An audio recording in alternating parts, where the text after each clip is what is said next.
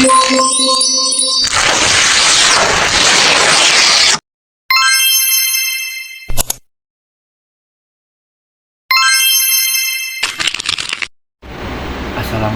warahmatullahi wabarakatuh.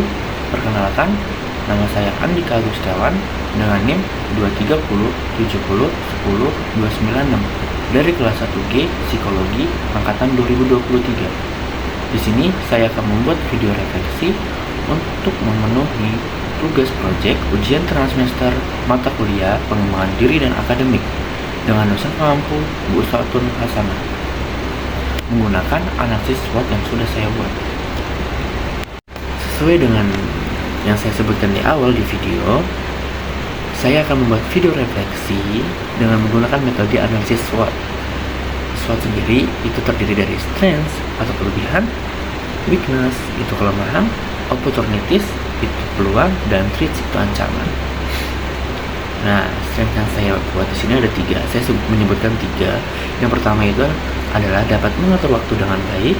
Yang kedua itu dapat mempersiapkan suatu hal dengan baik sebelumnya. Dan yang terakhir atau yang ketiga itu good listener dan advisor. Selanjutnya ada weakness atau kelemahan saya. Di sini saya menyebutkan 3 juga. Yang pertama itu sulit berkomunikasi dengan orang-orang baru yang saya temui. Dan yang terakhir, yang kedua mudah terdistraksi. Yang ketiga overthinking. Selanjutnya opportunities atau peluang. Di sini saya menyebutkan 3 juga. Yang pertama itu memiliki lingkungan pertemanan yang baik.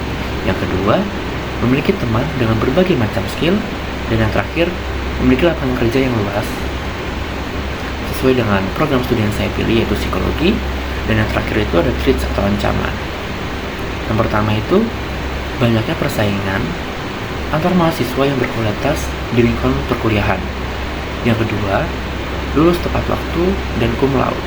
Dan yang terakhir itu adalah IPK harus di atas 3,00 atau bahkan lebih dari 3,5. Selanjutnya, dari analisis SWOT yang saya sudah buat, saya memiliki strateginya sendiri. Di sini ada strategi SO atau Strengths Opportunities. Di sini saya menyebutkan ada 4 strateginya. Yang pertama itu adalah membuat jadwal harian untuk belajar, bermain, ibadah, dan hobi. Nah, kenapa seperti itu? Karena sesuai dengan strength yang saya sudah buat, yang pertama itu dapat mengatur waktu dengan baik. Jadi, saya membuat strategi saya itu adalah membuat jadwal harian.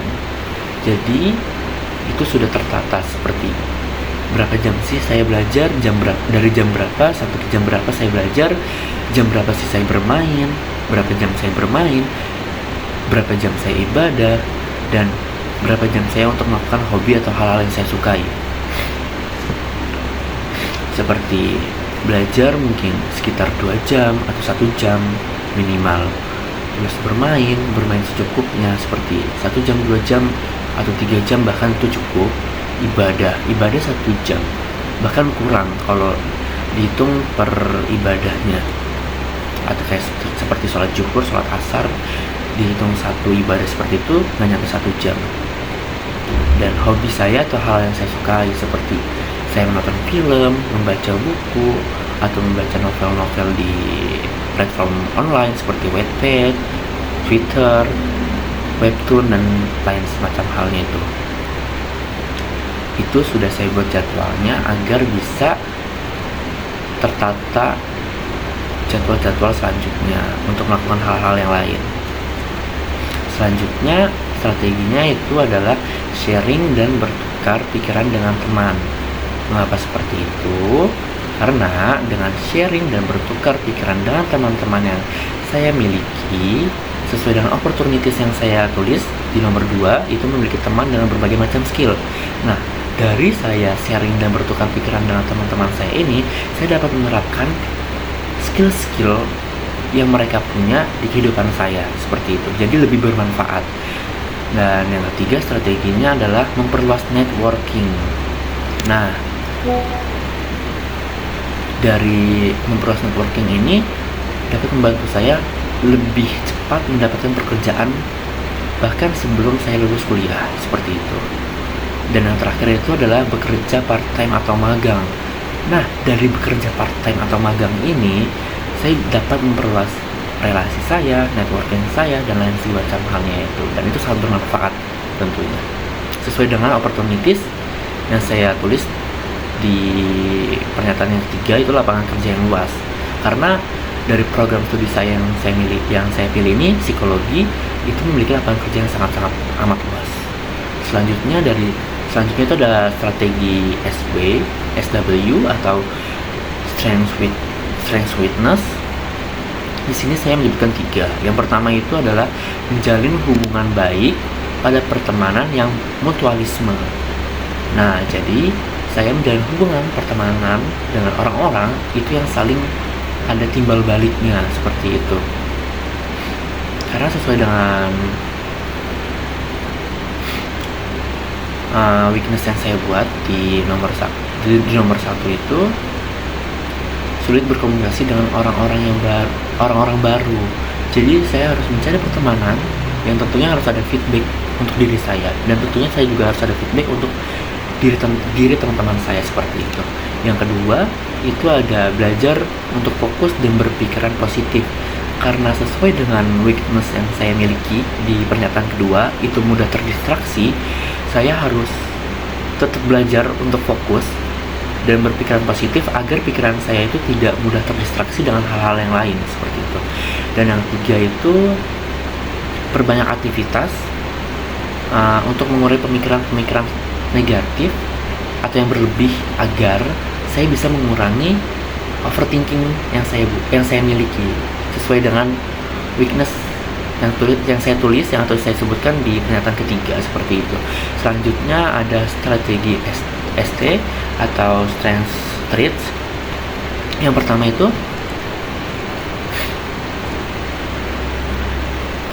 itu adalah menjadi mahasiswa yang well prepared dan unggul. Maksudnya di sini adalah karena banyaknya persaingan antar mahasiswa yang berkualitas di lingkungan perkuliahan, jadi saya harus melakukan strategi untuk menjadi mahasiswa yang lebih memiliki prepare atau kesiapan diri saya sebelum untuk melakukan sesuatu hal yang akan saya lakukan, seperti itu. Dan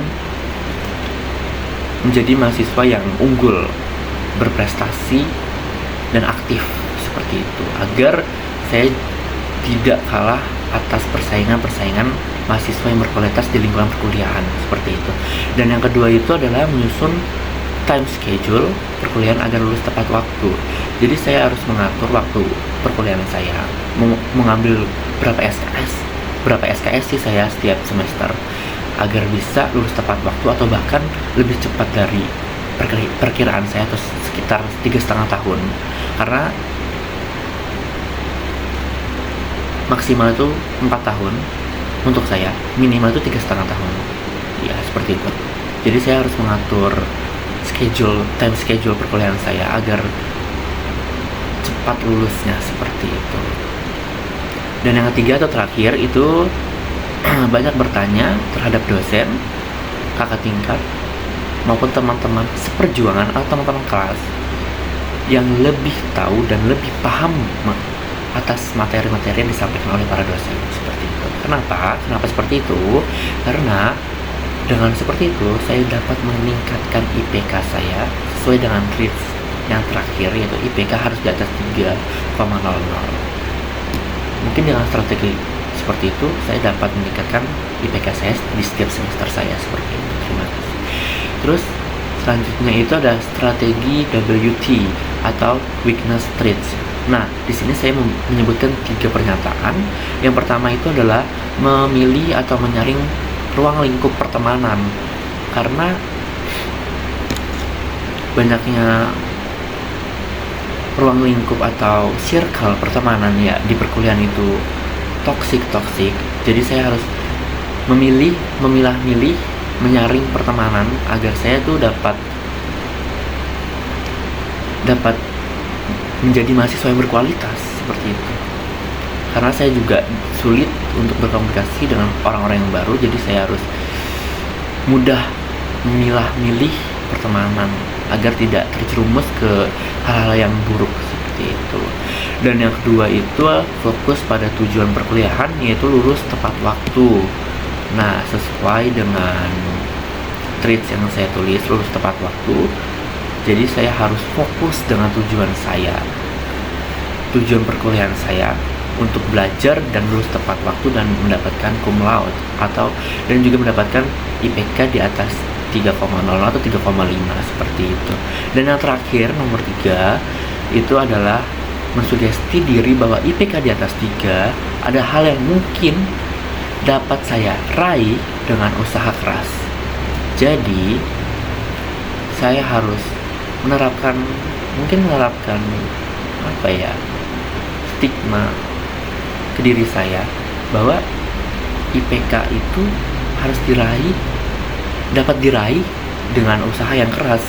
Jadi kalau saya nggak berusaha dengan keras, saya nggak bisa mendapatkan IPK di atas 3 itu. Mungkin itu saja video refleksi yang saya buat menggunakan analisis SWOT. Sekian, terima kasih. Wassalamualaikum warahmatullahi wabarakatuh.